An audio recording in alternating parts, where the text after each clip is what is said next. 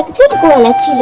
প্রত্যেকদিন সকালে সে বাজারে গিয়ে দুধ বিক্রি করত, কিন্তু আজ কিছুতেই তার দুধ বিক্রি হলো না। ঘন্টার পর ঘন্টা দাঁড়িয়েও সে এক ফোঁটাও দুধ বিক্রি করতে পারেনি। তাই তার খুব মন খারাপ হয়ে গেল।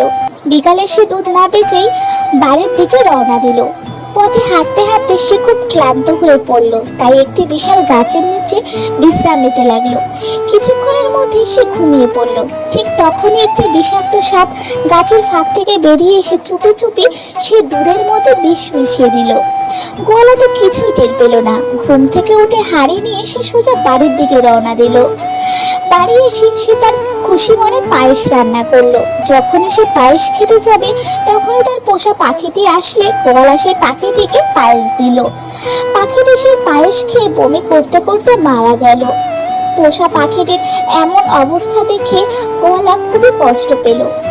গোয়ালার চোখ দিয়ে জল গড়িয়ে পড়ল।